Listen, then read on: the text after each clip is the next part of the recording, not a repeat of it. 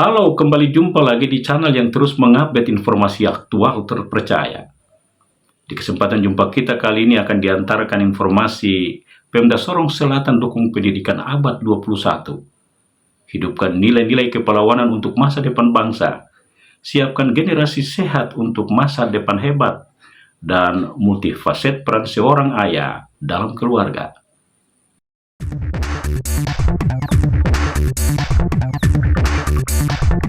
Wakil Bupati Sorong Selatan Johan Bodori pada puncak peringatan Hari Pahlawan melepas siswa mengikuti program Matematika Gasing Surya Center of Learning untuk solusi pendidikan literasi numerasi atau kecakapan menggunakan angka dan simbol matematika memecahkan masalah.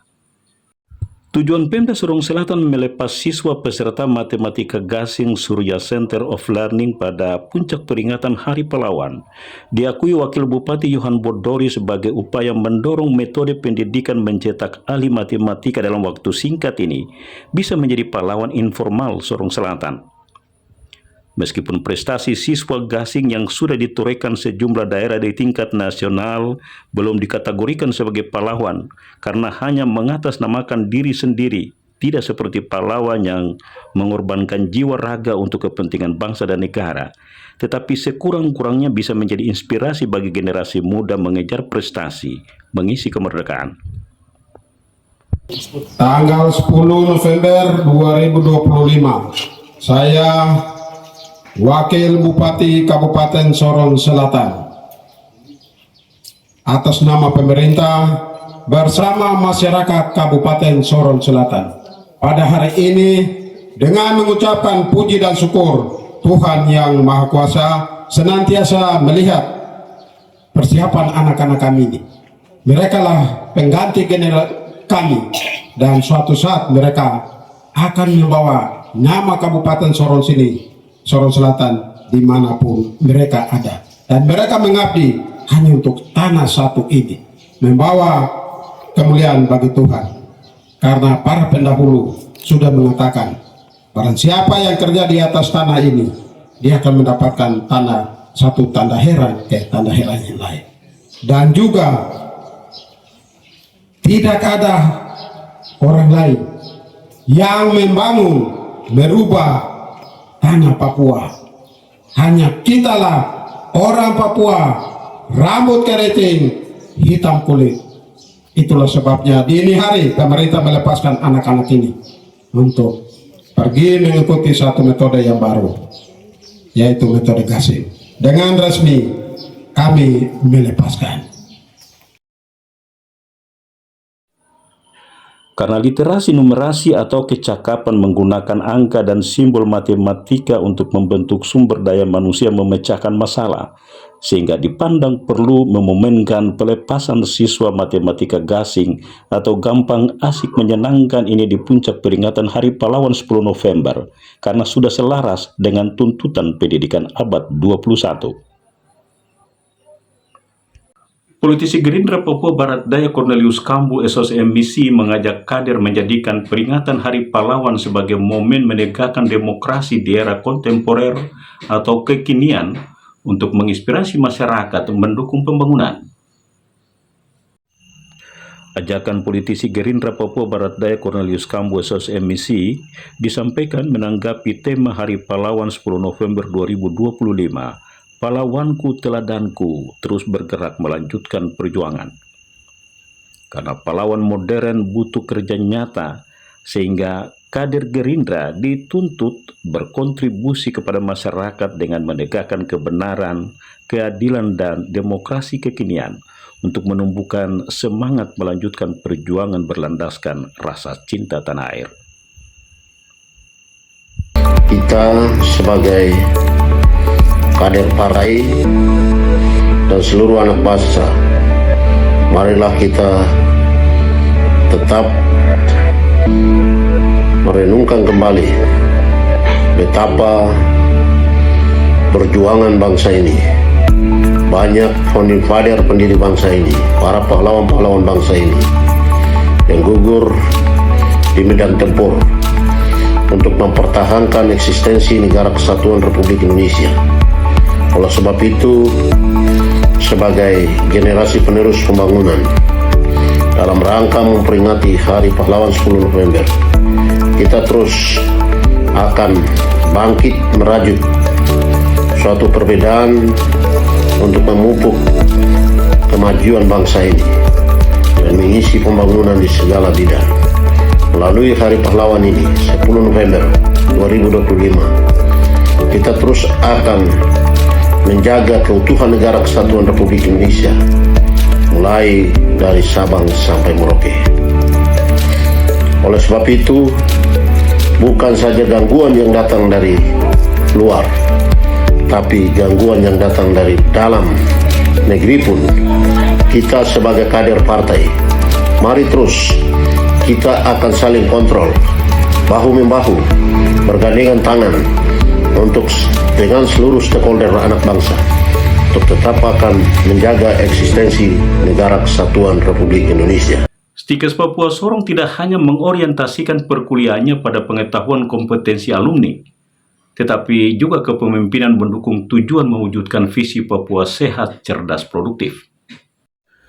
Orientasi Stikes menjembatani kehidupan akademik dengan tuntutan dunia profesional, disampaikan Wakil Ketua 3 Stikes Papua Sorong Muhammad Faisal Arianto menanggapi tema Hari Kesehatan Nasional 2025, Generasi Sehat Masa Depan Hebat.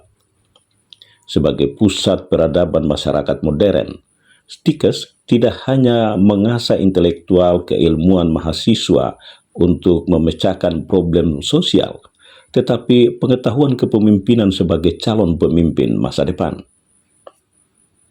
Berbagai macam program pengembangan diri bukan hanya tentang pengembangan kompetensi sebagai calon-calon tenaga ahli kesehatan masyarakat ataupun sebagai perawat profesional, sebagai tenaga apoteker atau farmasis, dan juga teknologi laboratorium medis, dan juga tenaga-tenaga ahli K3. Tetapi selain dari aspek kompetensinya, kami juga melakukan berbagai macam program pengembangan diri, terutama pada tatanan-tatanan kepemimpinan.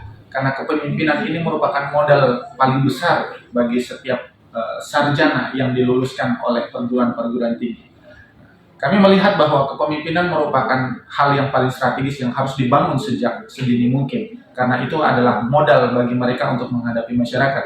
Karena sejatinya kepemimpinan bukan hanya tentang top down, tentang pemerintah saja, tapi bagaimana menggerakkan seluruh elemen masyarakat untuk dapat mencapai tujuan. Kalau kita korelasikan dengan Hari Kesehatan Nasional kita, maka bagaimana menggerakkan masyarakat untuk sadar terhadap perilaku hidup bersih dan sehat, bagaimana menyadarkan mereka, menguatkan literasi kesehatan mereka. Berbicara tentang literasi hari ini, maka kita tidak hanya berbicara tentang dia bisa membaca, menulis, ataupun berhitung, tapi bagaimana dia melihat kesehatan sebagai bentuk investasi selain daripada pendidikan.